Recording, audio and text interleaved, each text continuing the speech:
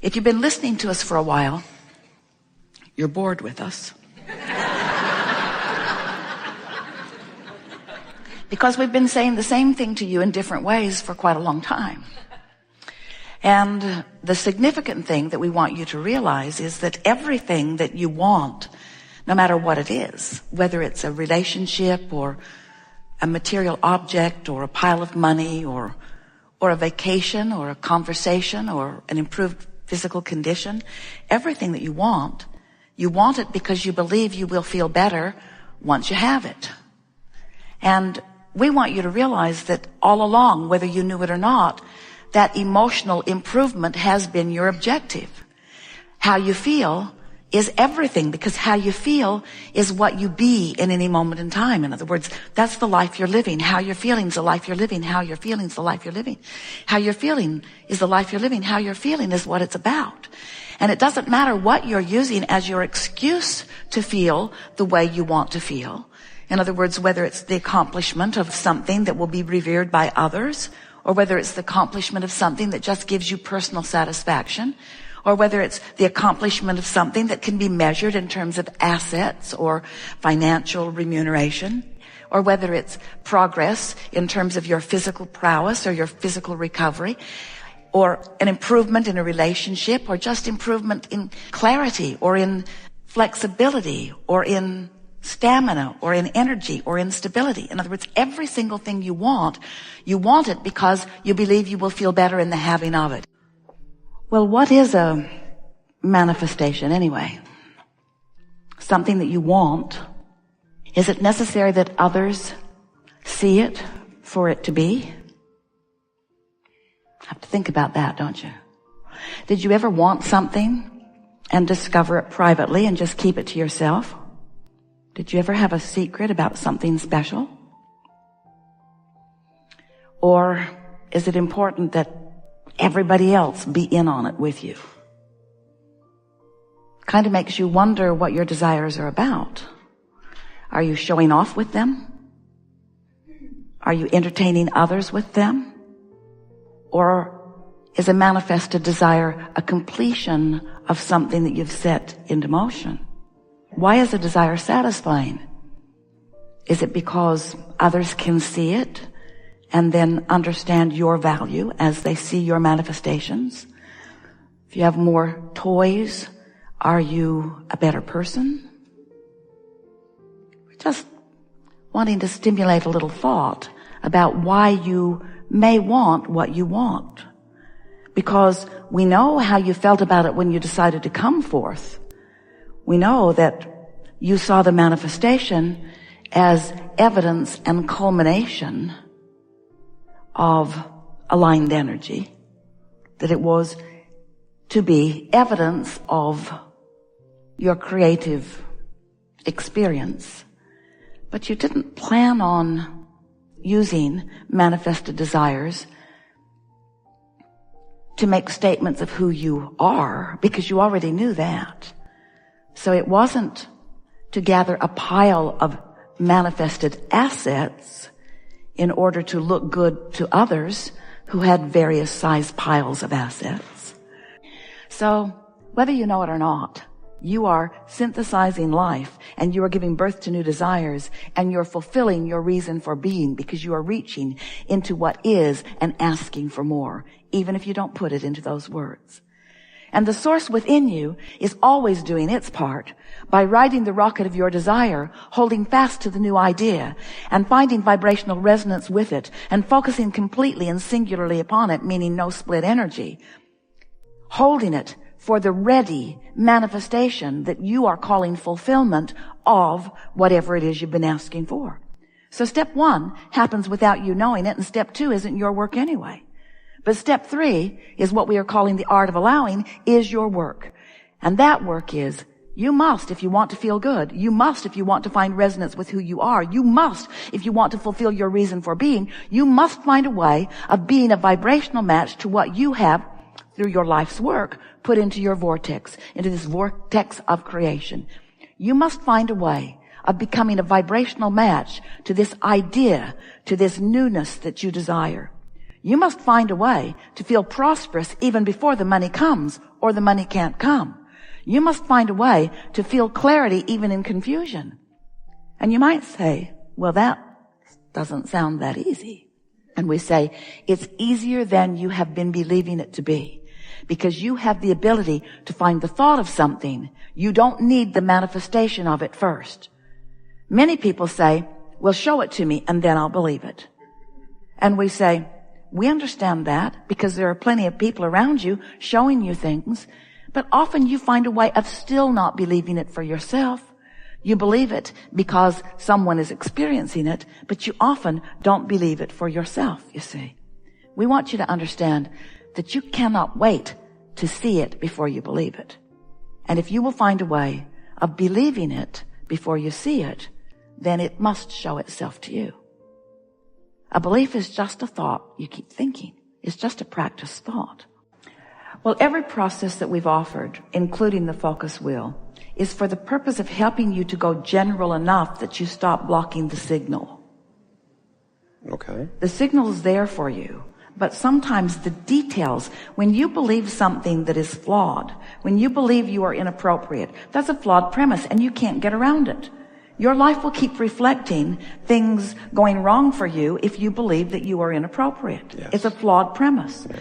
And as long as you hold that flawed premise, you are blocking the signal of the well-being that you seek. So the more you block it, the more you want it, but the more you want it, the more you block it, and the more you block it, the more you want it. And so you get this tug of war going on between you and you because the energy is moving, but you're not allowing it. And so what a belief is only a thought that you keep thinking. It's only an active vibration. So the question that you want to ask yourself is the belief or the active vibration serving me or hindering me? If it's serving you, the belief feels good when you think it. If it's hindering you, the belief feels bad when you think it. And every process that we've ever offered, and there are many of them and many more coming, is to get you to find some way of going general enough about the subject at hand that you stop blocking your own well-being in the process. Don't you really like this stuff? Don't you like being the deliberate creator of your own experience? Yeah. Don't you like knowing that all you have to do is get a handle on something that you want and then bring yourself into vibrational alignment with that idea of what you want? And don't you feel satisfied? Isn't that the only place that worthiness will ever come from? Isn't it necessary for you to decide and achieve before you feel worthy? Don't you want to show yourself that you can achieve the vibrational place in order to allow what the universe has been attempting to give you all along? Don't you love knowing that it's been in your vortex all along and that the cooperative components have already been gathered and that just now, because you were willing to do this focus wheel and go general, that you became a cooperative component to your own desire and now you and your desire are coming closer together? Are you enjoying the expansion of your personal preferences?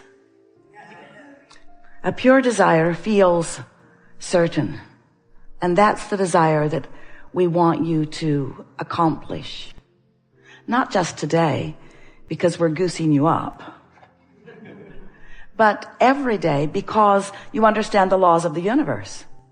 So we understand why the having of it, the being of it, the doing of it is meaningful to you. And you are here in these beautiful manifested bodies in this wonderful manifested world. And so there must be a reason for manifestation.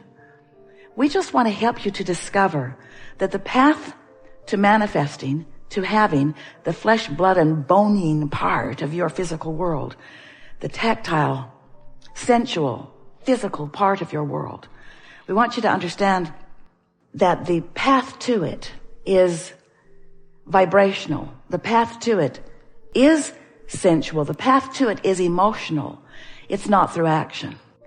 You are all day moving around with the cooperative components of your own desire or with the cooperative components of the absence of your own desire. But cooperative components are surrounding you constantly because you are offering a vibration that insists that components that are matching, that are cooperating with the vibration that you are sending must come to you. You getting the sense of this? The only thing that you can control is your own vibration. And your own vibration will bring to you cooperative components of whatever the vibration is. This morning, Esther sent a text to a friend, and at the same moment that she sent one, she received one. They must have been writing it and sending it at the same moment. And her friend said, "Who do you think sent this text first?" And Esther said, "I think we simultaneously rendezvoused on this disc." I think law of attraction set it up. It was a rendezvous, which is really what all creation is. All creation is a rendezvous. It's not you going after something. It's not it lingering out there just waiting for your discovery of it. It's you rendezvousing with it. Wanted or unwanted, you're rendezvousing. And the reason you're rendezvousing is because you have, with no small effort, by the way, accomplished a vibrational frequency about every subject that is important to you. And this vibrational frequency is your rendezvous point.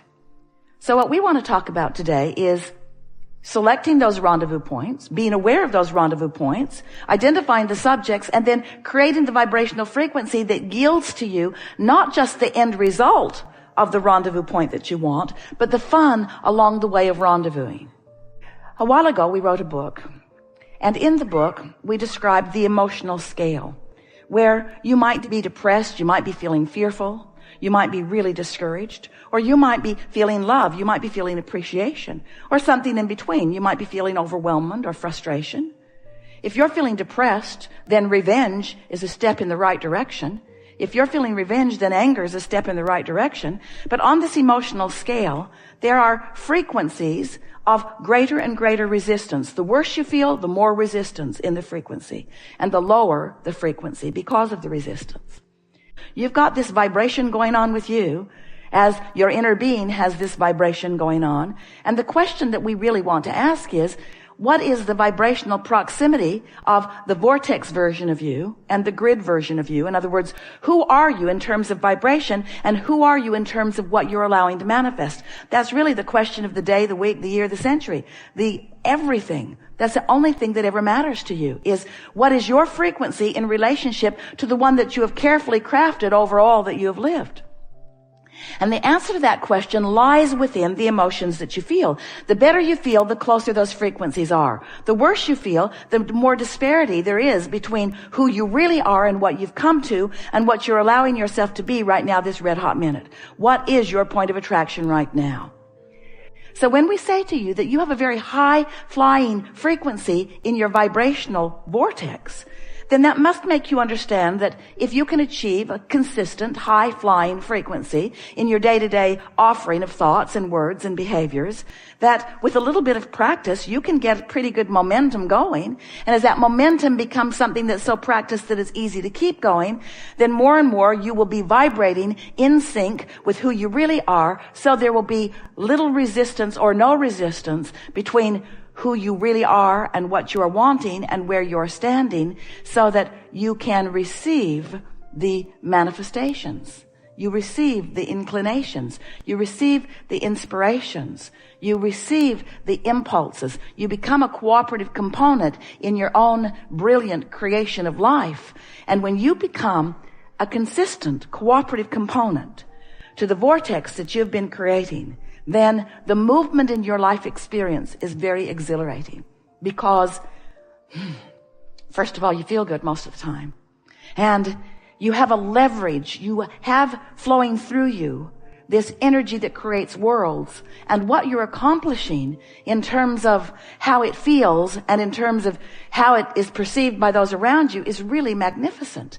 In other words, when you begin applying the leverage of this energy that creates worlds, because you've tuned yourself into the frequency where it exists, then wonderful things begin happening for you. And it's not just the end result that we're excited about for you. It's a joyful journey along the way. We want you to let the cornerstone of this discussion today be around the subject of momentum, because law of attraction is the momentum perpetuator. Law of attraction will gather momentum to whatever you give your attention to.